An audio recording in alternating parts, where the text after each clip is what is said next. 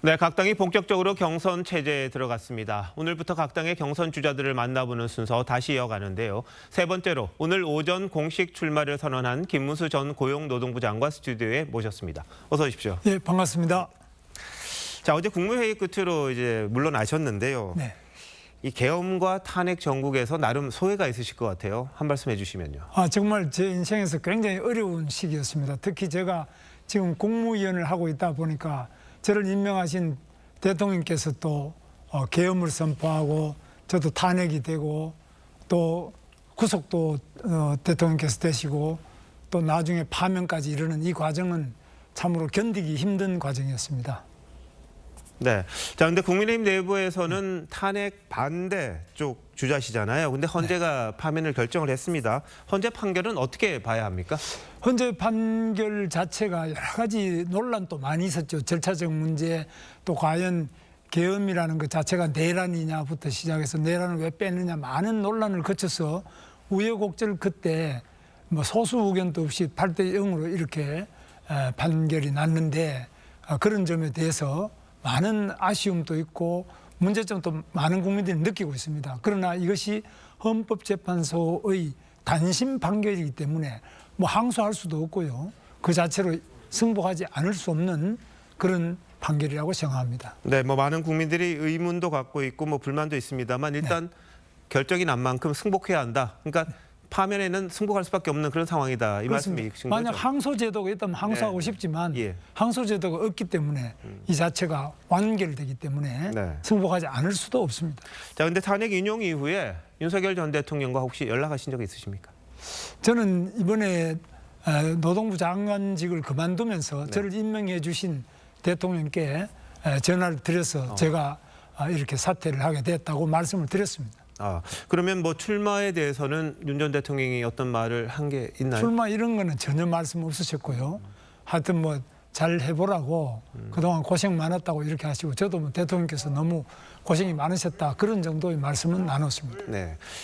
근데 이게 뭐 어떻게 보면 시대의 좀 아픔이기도 합니다만 김 전 장관님께서 이 대통령 후보까지 떠오르는 과정에서 어쩌다 보니 이렇게 됐다 이런 말씀 한번 하셨잖아요. 그렇습니다. 뭐 제가 원하거나 계획된 것이 아닙니다.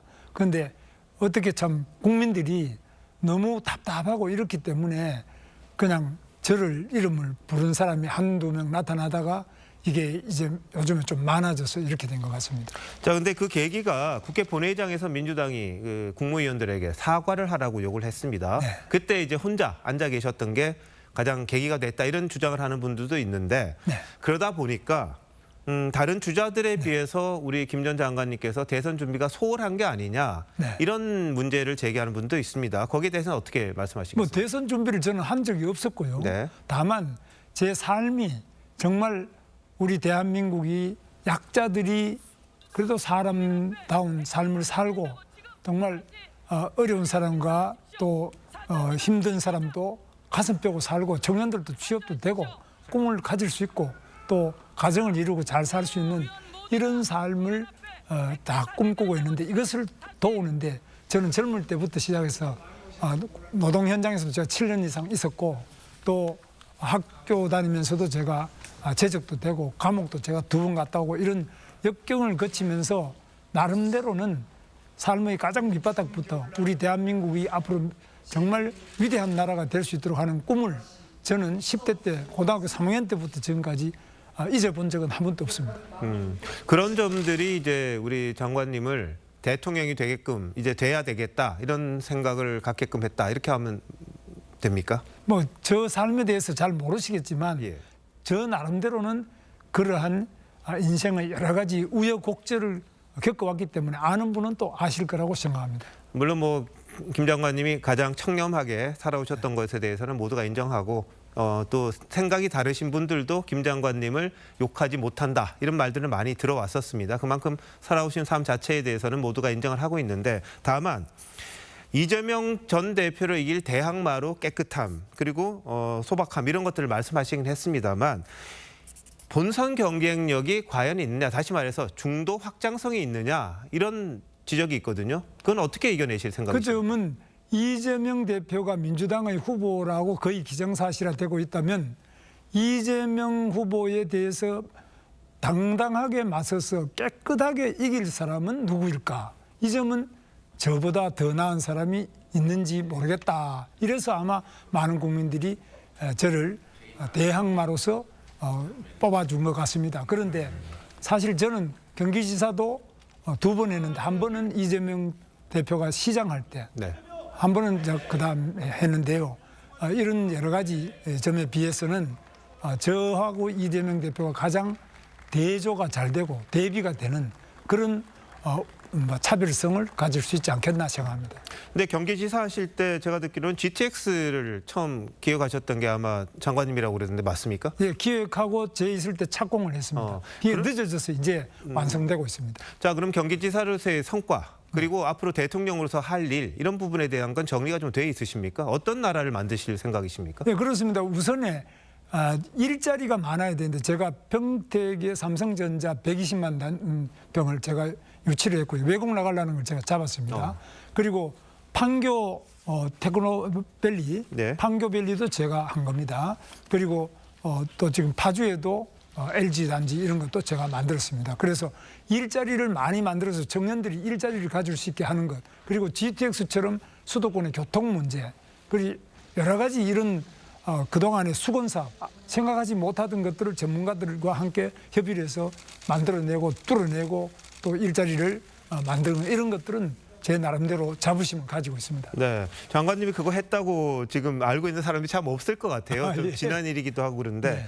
자, 이제 아까 확장성 이야기는 뭐냐면 네. 이 장관님이 지나치게 오른쪽으로 가 계신 게 아닌가. 네. 거기에 대한 우려를 한 분들도 있거든요. 중도들이 과연 그러면 우리 장관님에 대해서 이 생각의 폭이 좀 넓다고 이렇게 못 느낄 수도 있다. 이런 지적이거든요. 저만큼 왼쪽을 가본 사람이 없습니다. 저만큼 오른쪽을 가본 사람도 없습니다. 저만큼 중도를 깊이 있게 가장 낮은 한센인들의 그 삶을 도와드리기 위해서 저만큼 애쓴 사람도 없고요. 또 많은 부분들이 자살하고 이럴 때 무한돌봄 사업이라든지 어려운 약자에 대해서 제가 저만큼 더 깊이 있게 그분들의 삶을 같이 하고 그분들의 문제를 해결하기 위해서 노력한 정치인이 있으면 나와서 저하고 같이 한번 맞춰보기를 바랍니다. 네. 자, 근데 이재명 현 대표가 뭐 여론조사 같은 데서는 네. 대체로도 앞서고 있다. 이건 누구도 부인할 수 없는 상황인데. 그렇습니다.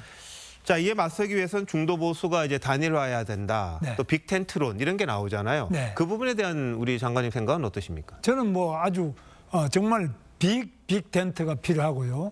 너무나 부드러운 그런 통합력을 가져야 되는데 저는 경기도지사 할 때도 민주당 도의회 의원이 3분의 1을 넘어서 일을 못할 거라고 봤습니다.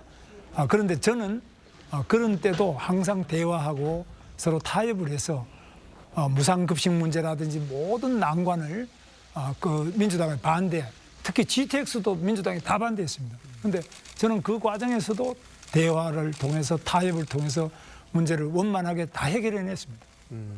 자, 이제 뭐 개헌도 나오고 있습니다만 현실성 좀 불가능하다 이런 이야기가 나오고 있고요. 반면에 사회, 경제 모든 분야에서 뭔가 변화가 필요하다. 여기에 대해서 모두가 공감하는 것 같습니다. 네. 근데 우리 김 장관님이 생각하시는 이번 조기 대선의 시대 정신 이건 어떤 게 돼야 된다고 우리 생각하십니까? 대한민국이 지금 무너지고 있는 것을 많은 국민들이 느끼고 있습니다. 트럼프의 관세부터 시작해서 또 트럼프가 북한의 김정은을 괜찮은 사람이라 그러면서 혹시 우리를 빼놓고 핵 문제를 같이 논의하면 어떻게 하나 주한미군의 방위비 부담부터 주한미군이 감축되는 거 아니냐. 또 지금 현대자동차도 31조나 미국에 투자한다 그러고 기업이 지금 해외로 탈출을 하고 있는 이런 어려운 상황에서 청년은 쉬었으면 청년만 54만 명이 됩니다. 이 절망을 누가 해결할 것이냐. 이 국가적인 큰 문제를 해결하고 국태민안을 이룩할 정말 민생을 알고 나라를 걱정하는 그런 대통령 한번 뽑아보자. 이게 우리 국민들의 소원이 아니겠나. 이것이 바로 제가 해야 될 일이라고 생각합니다. 알겠습니다. 장관님 오늘 여기까지 듣겠습니다. 고맙습니다. 네, 감사합니다.